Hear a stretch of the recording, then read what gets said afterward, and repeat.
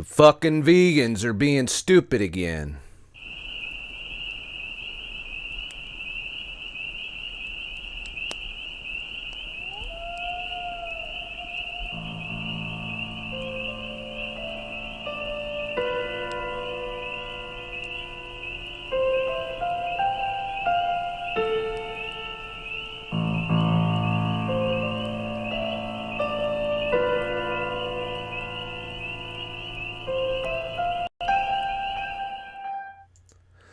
Well, over the past week, there's been some controversy in terms of the carnivore diet.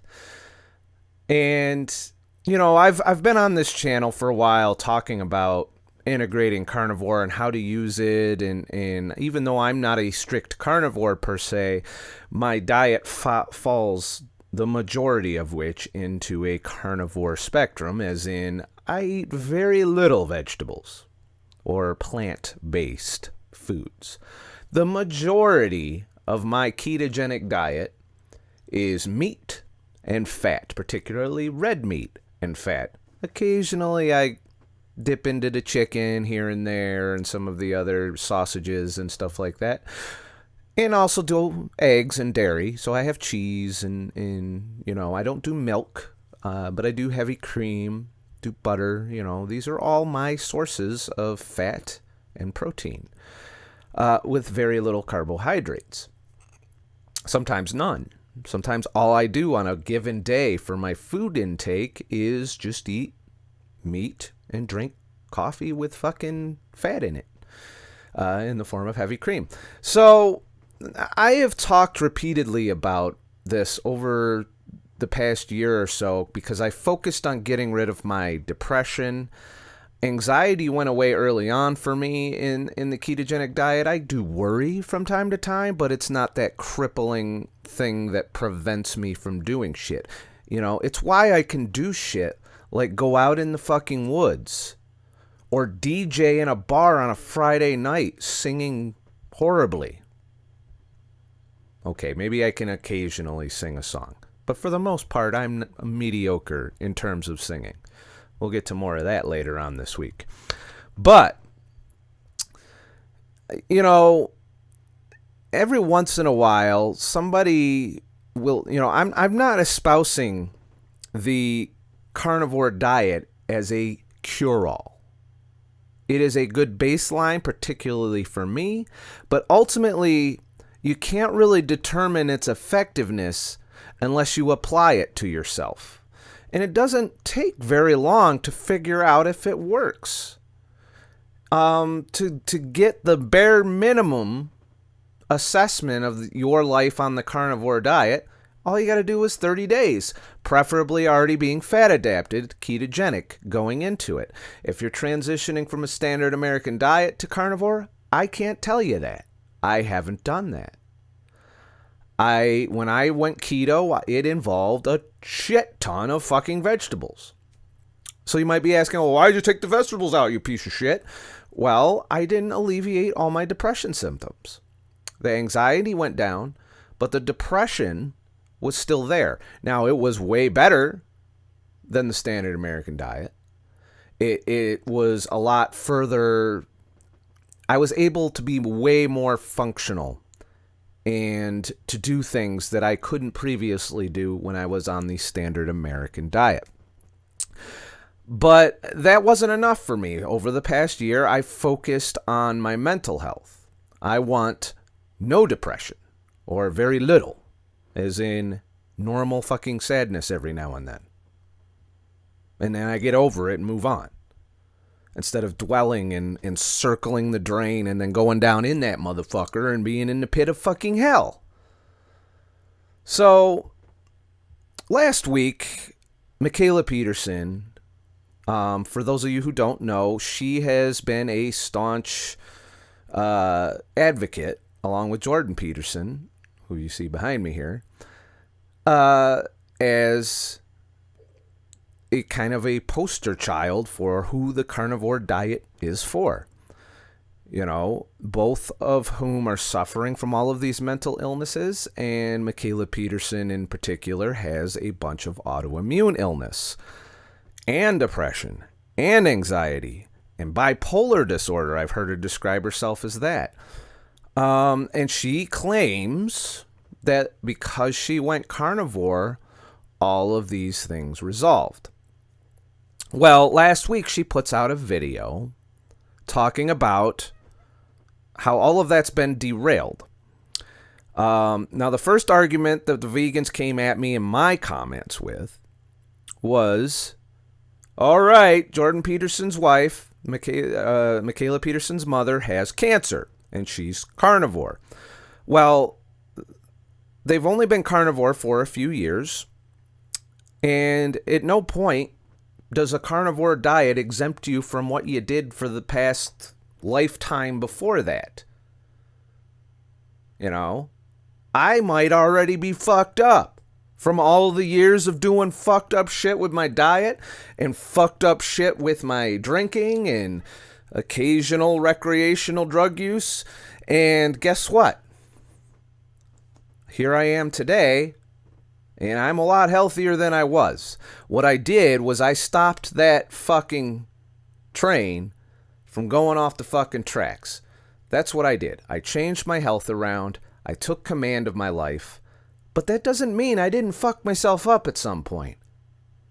In the case of Mikhaila Peterson's mother, I believe that she might have had a pre-existing condition here.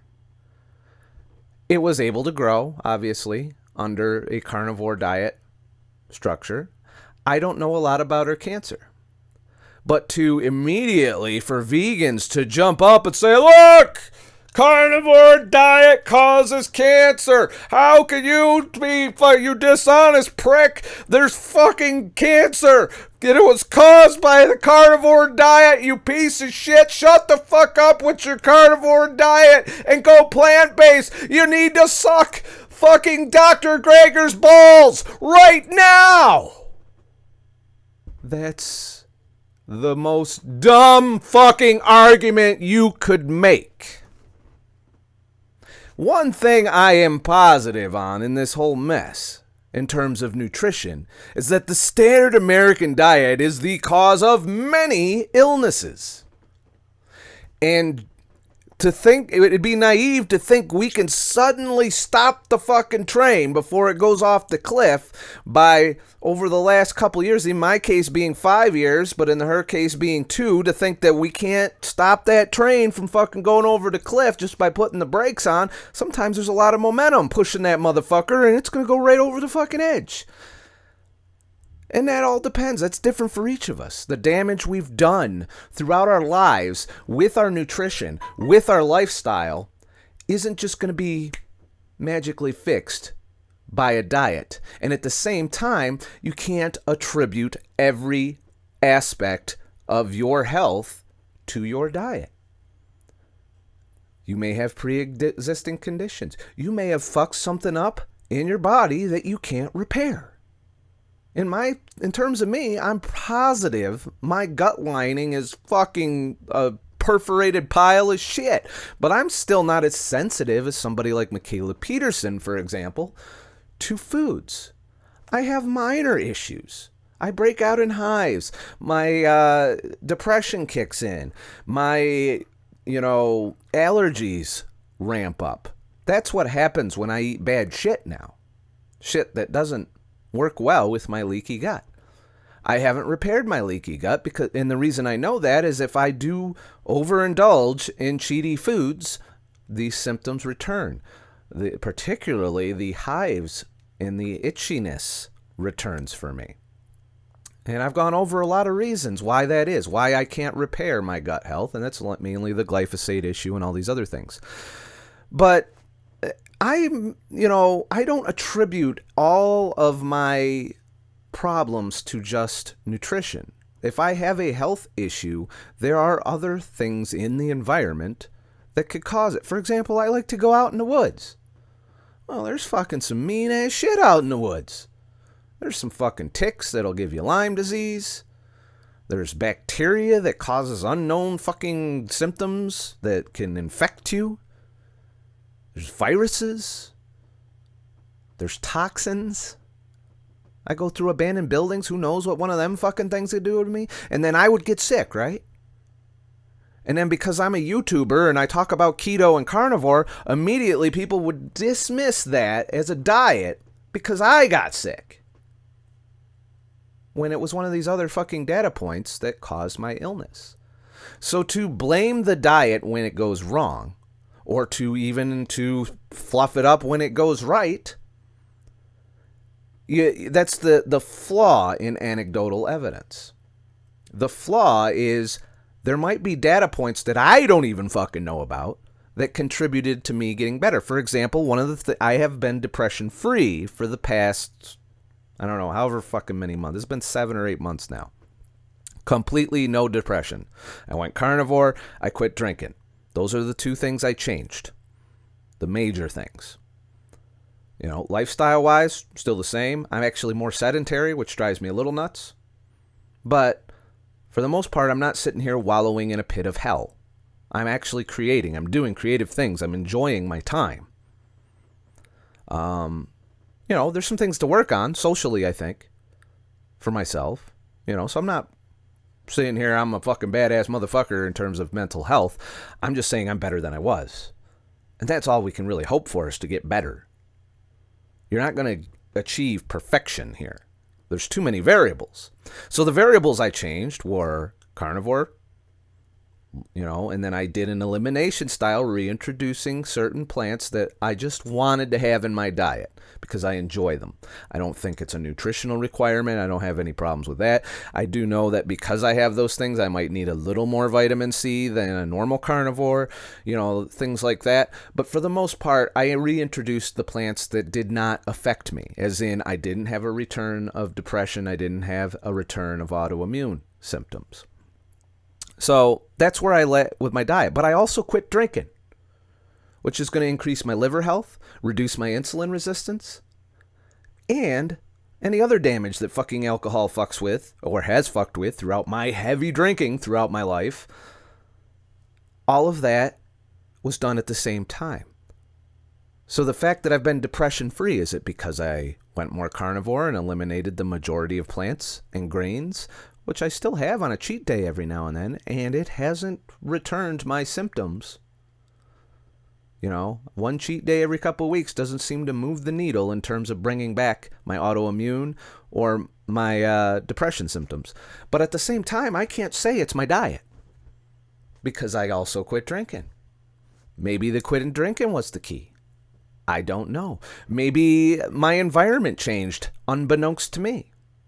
Maybe some of the foods that I typically eat changed production means. Maybe I went out in the woods and got exposed to some new gut bacteria that changed my gut bacteria profile and allowed me to not be depressed. But gut bacteria is a factor in mental health, believe it or not. If you got a bad gut, guess what? You're going to have bad mental health and anxiety. They're very closely linked. You know, your gut bacteria is essentially your second brain, or your first brain, depending on how you weigh that. So when you make an ignorant statement, like Vegan Gains also put out a video on this, and I watched it, and I was like, oh my God, he's dumb. Yeah, I'm sorry, Vegan Gains, but I don't like you. I mean, you have this condescending attitude in everything you do. You want to debate everybody with your fucking biased shit out of the fucking annals of fucking Harvard science fucking plant-based epidemiology bullshit, and you want to use that against other people who are talking about alternative nutrition, you know, from yours, and somehow talk down anybody that's making health progress, when if you look at the anecdotal evidence for all of this that didn't come out of Walter Willett's fucking shithole in fucking Harvard, then maybe you would realize that there's more than one way to get down the fucking road, and that your way might not be the best, at least not for everybody. But, you know, leaving them arguments aside and the flawed ethics aside of veganism, I found it very, you know, distasteful. Now, he did have a few solid points, and I want to touch on that. Jordan Peterson and Mikhaila Peterson have claimed that their mental health was cured by this diet, that they were off all medications. Well, then this cancer diagnosis came along, and a traumatic event was introduced that would typically trigger these mental illnesses, which are anxiety, severe anxiety, and depression. And it did in Jordan Peterson. He ended up going on clonazepam. I know a little bit about clonazepam because I have experienced, not on me, but I have had someone who was bipolar in my life that I had to deal with. And clonazepam was one of the drugs that particular person abused and had to get committed for because it was an attempted suicide. So I can tell you that this drug is bad shit. I would never take it. I don't care how fucking far down the rabbit hole I go. Throw me in the room, I'm not fucking taking it. Thankfully, I've gotten my mental health under control. It's nowhere near the level where someone's going to prescribe me a medication at this point. But this is the day and age of the pharmaceutical industry, and if you go to a doctor, mental health professional, 9 times out of 10, you're going to walk out of there with a prescription, with a drug that's going to have side effects, and a drug that has unbelievable consequences in terms of addiction, physically addicting, as in there is a severe withdrawal when you stop, sometimes worse than the original symptoms. And so this diagnosis was apparently very stressful on the family, and they've been going through the battle. And you can go check out Mikhaila Peterson's channel if you want to get the details of this. But a traumatic event does not, it's a legit response to this traumatic event is depression and sadness and worry. Now, I believe, in my opinion, and I'm not a fucking expert on this, and I don't know all the details, I'm not there, but this is a pretty serious event in one's life when a loved one has cancer and could die. You're not going to be in a happy place. I've been through it. And I did the same exact thing that Jordan Peterson, this is long ago in my past. I did the same exact thing that he did. I was depressed, pit of hell depression, unfunctional, crying randomly in response to this event. This event was a traumatic event in my life, and I don't want to talk about it in detail. But I went to a shrink. I had to keep working. I was in the military at the time. I had to be functional, and I wasn't functional. So the shrink talked to me. I described how I felt. I talked about why I felt that way, and I walked out of there with a bottle of Paxil. And that turned me into a fucking zombie. And I quit it cold turkey, and it wasn't fucking cool, because I didn't like how I felt. I didn't feel that much better. Now, it did numb the depression, and it did numb the anxiety. I gave no fucks on Paxil. No shits whatsoever were given when I was on Paxil. But I also didn't feel happy.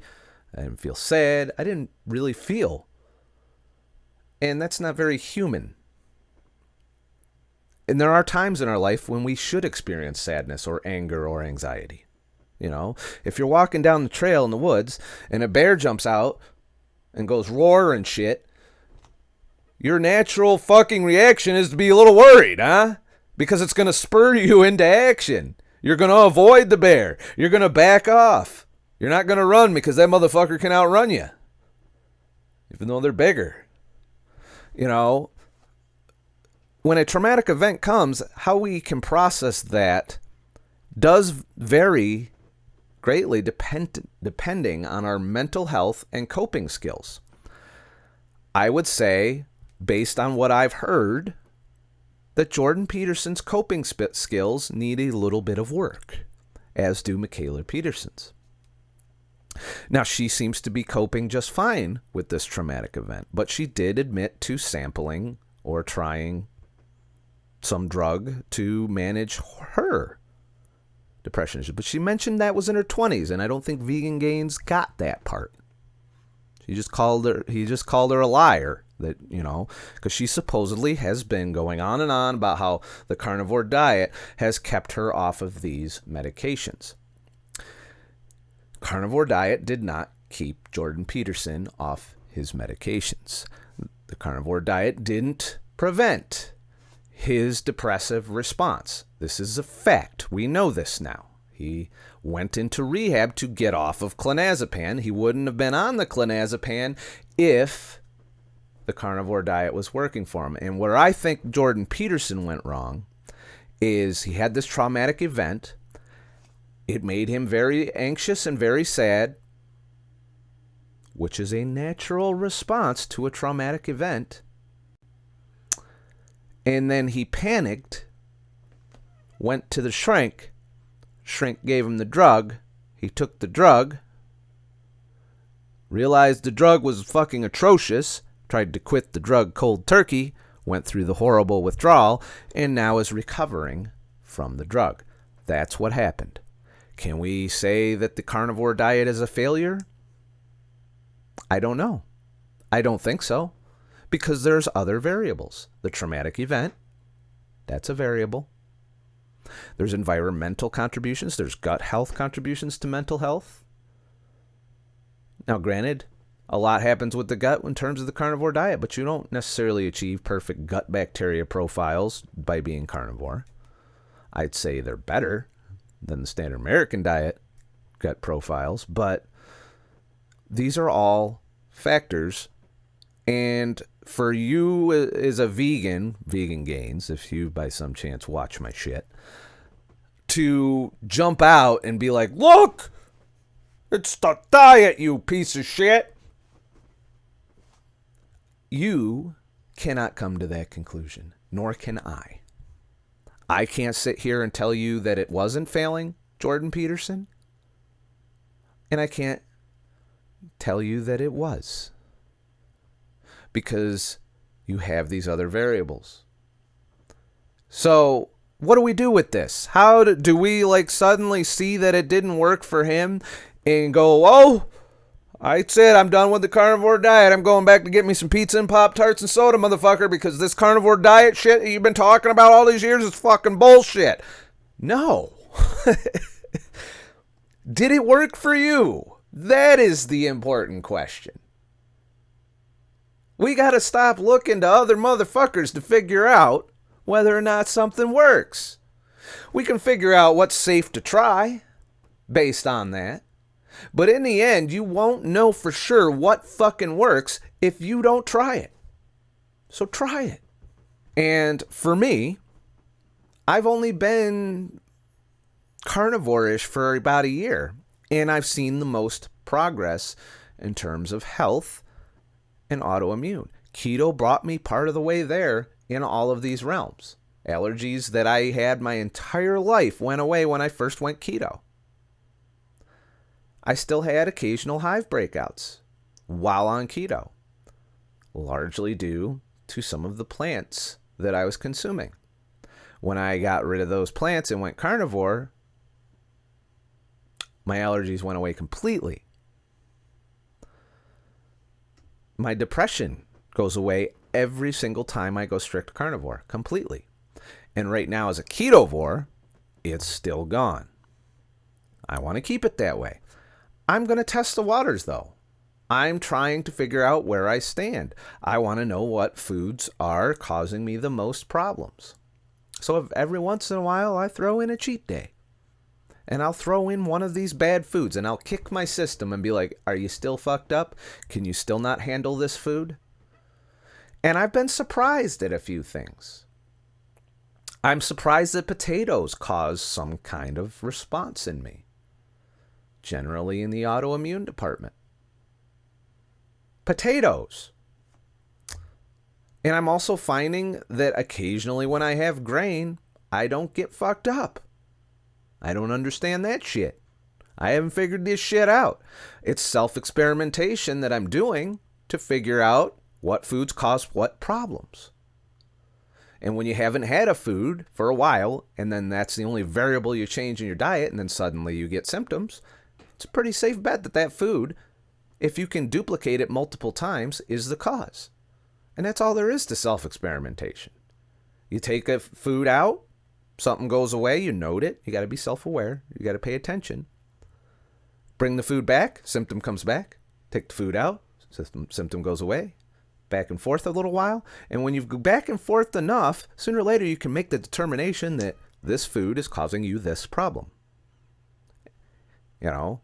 And it's hard to do in an N equals 1 because there might be other variables. And you have to be mindful not to change too many variables at the same time. Something I think Vegetable Police is guilty of. He'll change a whole bunch of variables. And then he doesn't know which variable contributed to his better or worse feeling. And I've seen him completely reverse on the carnivore diet simply because he changed some variables, a bunch of variables at the same time. He was trying fermented shit, he was doing raw shit, he was doing all kinds of shit.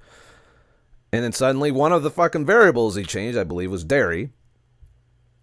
And suddenly the whole diet's shit. Well, no. You just don't tolerate dairy. Eliminate dairy. Then you can be a fucking perfectly happy carnivore. You know, but that's the danger we all fall in when we put all of our eggs in the nutrition basket. We got to realize that diets are very broad topics, encompassing many different foods from a whole bunch of different sources. The cow that you're eating today might be different than the cow you had last 6 months ago. And that cow that you're eating today might have some problems because it came out of the factory farming industry.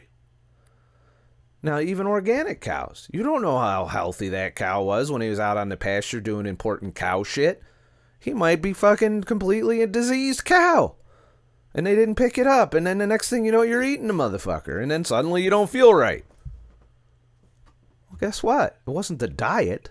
It was that particular food. That particular cow. This is why you can't lump all of these symptoms immediately and dissociate an entire fucking way of eating based on an anecdotal failure.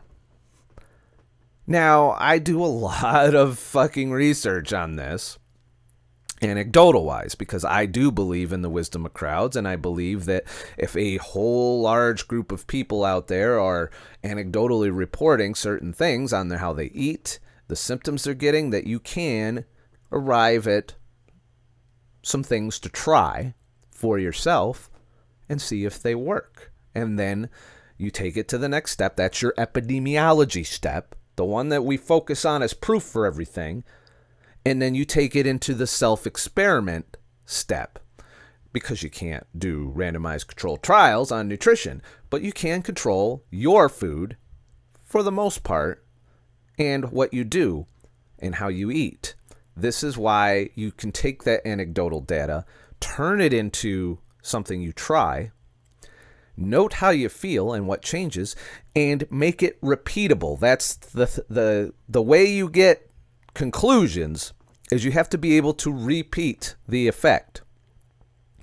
For example, if I start out with the standard American diet and I go keto, and I lose a bunch of weight, and I feel great, and I fucking am doing good, and I'm, got good energy, my brain's working good,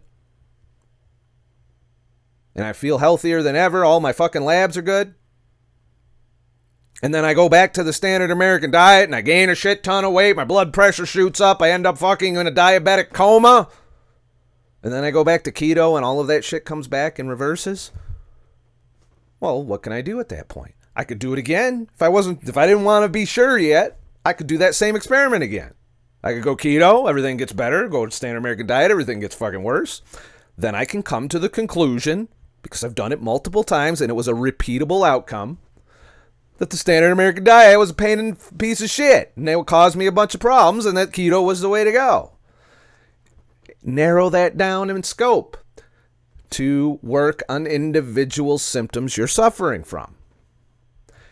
And you'll find, as you narrow it down, as you're changing less variables, you're focusing on the specific foods within the diets that you're consuming that may or may not agree with you, that may or may not cause you issues.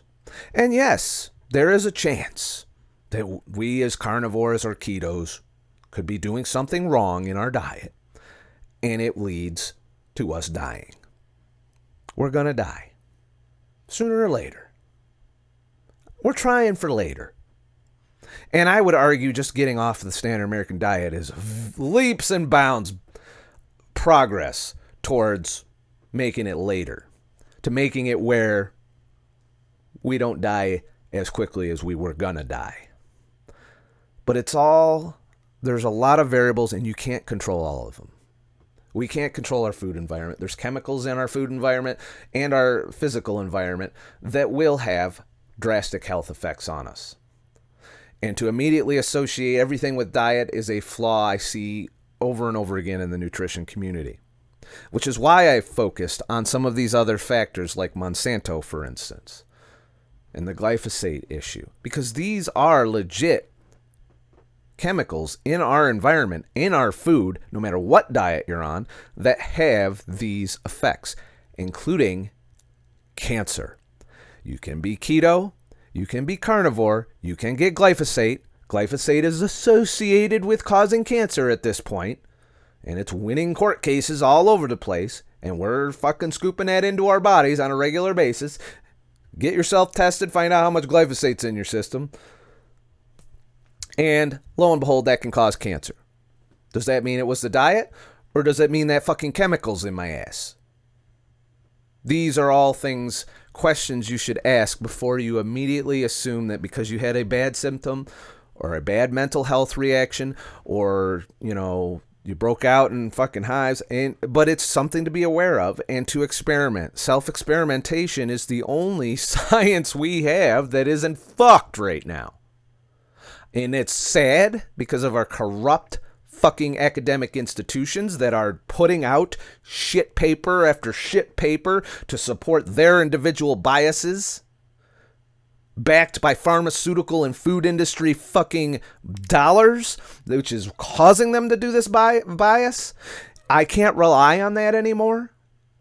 I have to go out onto the internet, listen to a bunch of motherfuckers talk about what they're doing to fix themselves, see what a bunch of motherfuckers are trying and is actually working for them, keeping in mind that they might have their own individual biases and they might have their own individual problems. When it comes to the mental health and the carnivore diet, Mikhaila Peterson and Jordan Peterson aren't the only motherfuckers in this realm. There's a lot of people talking about improvements in autoimmune illness, in mental health, in anxiety, on a carnivore diet. And they all have different variables. Different sources of food, different sources of meat, different bacteria coming in and out of their bodies, different environmental pollutants. So, pointing at one case of he didn't fix his mental health with the carnivore diet and saying, well, that means the carnivore diet is bullshit, or his wife had cancer and was carnivore, therefore a carnivore diet is bullshit, is ignorant. Plain and simple. But in the end, I'm not a fucking expert. I say it over and over again. You have to do your own homework.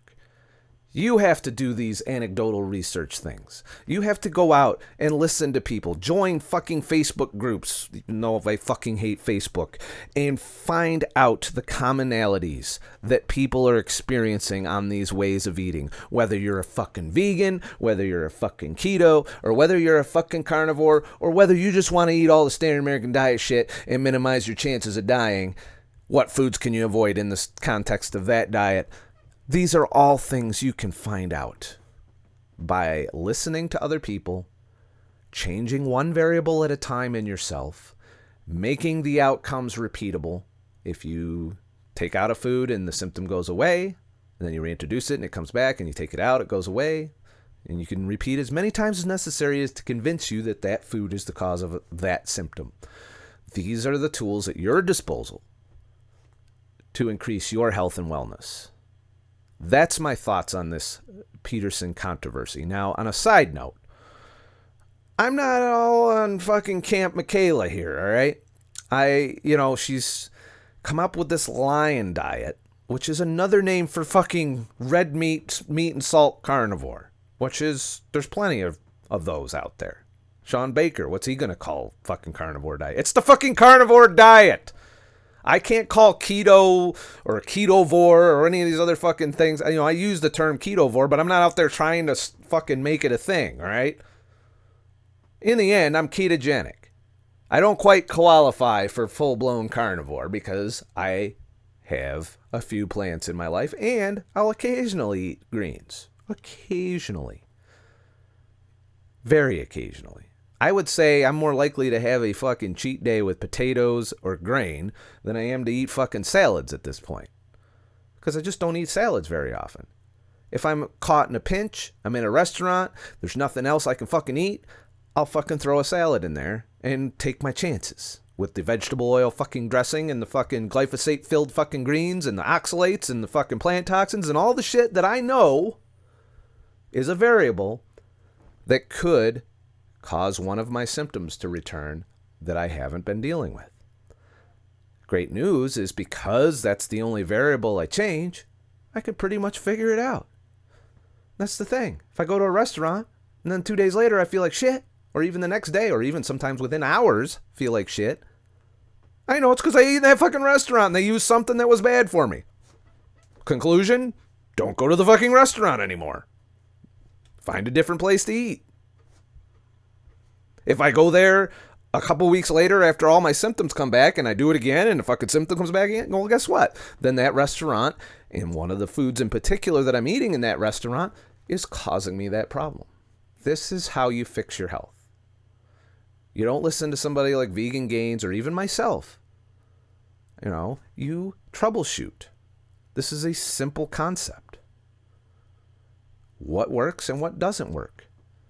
And a lot of us have different tastes in foods. A lot of us have different types of foods that we eat. Figuring out what works for us as an individual, because what works for me might not work for you. Might not work for Jordan Peterson, might not work for Mikhaila Peterson, might not work for Vegan Gains, might not work for any of these motherfuckers. I might have stumbled onto the one key that unlocks my one symptom that no one else has to deal with. I don't know. I can't tell you that. It's not my job. My job is to say, look, I found this out about myself. If that sounds like something you want to try, go ahead. It's a free country. We're all adults, kind of.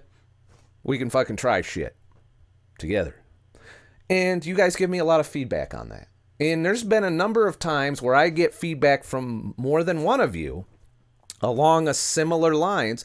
I count that as anecdotal evidence. And you guys have been very valuable over the years in pointing me in these directions in my own journey. And then once I take those steps and I incorporate them into my self-experimentation, I can determine where I want to take my journey in the future. And in that process, as a community, we are learning and experimenting on ourselves and sharing our data with each other and learning what works and what doesn't. And we're not all on the same page.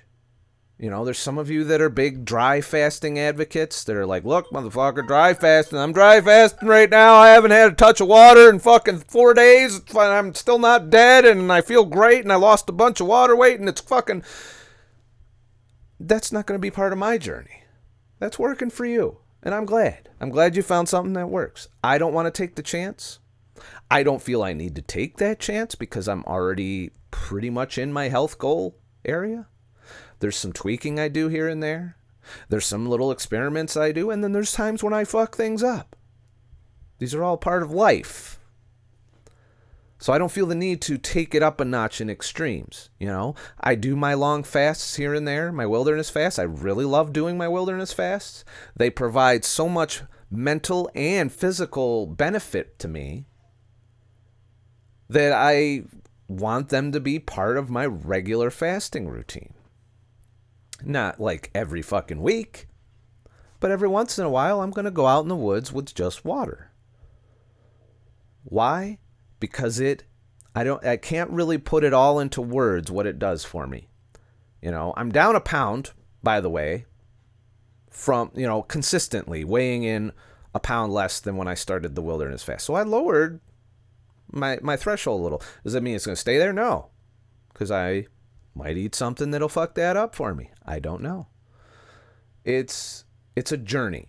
And we're all on this journey. If you're watching this, more than likely you're on this fucking journey to fix your health, to lose weight, to feel better than you did. That's all we really want. Some of us give a shit about the aesthetics of it. Can I see my abs? Do my muscles? Do I got gains? I'm more concerned with the how I feel, my energy levels, and can I function and do the things that I want to do in my life. That's the important part to me, and that's what I am constantly working on and sharing with you on this channel. So, conclusion. Did the Peterson family pretty much disprove the carnivore diet? You got one with cancer, you got one that failed at the mental health aspect, and you got the other one who doesn't seem to, really acknowledge these things. And that is my criticism of Mikhaila Peterson on this, is she's not addressing these contradictions. And I hope she comes out, and I've been waiting. I waited to put this video out because I'm hoping that some discourse took place but I realized they're in the thick of these crises between her mother's cancer and her father getting put into rehab because of the clonazepam and because of pretty much failing, doing something that she's been on the news and media and all over the country trying to promote as a key to better mental health and better autoimmune illness. And here we are, and I could tell you, as a YouTuber who talks about these things, you'll be judged. And any health failure I have, I know, I'm aware, and I worry sometimes. I'm like, whenever I go in to do my labs, I'm like, okay, this is either going to be a good day or it's going to be a shitty day. And a shitty day means everyone turns on you on your channel and says, look, I don't fucking buy into your shit anymore. Look at your health. I don't want that to happen to me. And then they move on. And that's fine. That's what you should do if you're watching somebody and they're doing something that's not working for them. Does it mean it didn't work for you? That's a judgment call that only you can make. For me, carnivore has been an invaluable tool, particularly in troubleshooting my mental health and my autoimmune. Those are the two factors. I don't have to worry about fucking buying Benadryl ever again. I'm not going to go into anaphylactic shock whenever I fucking look at a cat. All right? These are things. And I know if those symptoms return, that it's not the fact that the cat did it, or walking around in springtime fucking getting all stuffed up during hay fever season. No, I don't get that anymore either. It's great. But if I do get that, I know it's because I ate something that caused an autoimmune response and inflammation that led to hypersensitivity to allergens. That's what I know about it in terms of me. So take what you will from this. I'm hoping that if you are a carnivore and it is working for you, that you don't take one look at the Peterson family case and be like, look, it didn't work for them. And then you just stop and you go over to Vegan Gains channel and you're like, okay, you're right. All the points you made in your video are good. I think I'm going to be fucking vegan now. Sign me up. Where do I find your diet plan? Can I find out how many reps and exercises you do to not lose all your fucking muscle because you don't take any good meat protein in? Because I've seen a lot of that in the vegan bodybuilding community, where people are bodybuilders are going and they're losing all their gain. I don't want that, That's up to you. Ultimately, we're all fucking grown-ups here, right? Hopefully. And according to my demographics, all of you are old as fuck like me. Or most of you. Some of you are in your 20s. And I commend you at looking into this shit when you're in your 20s, too.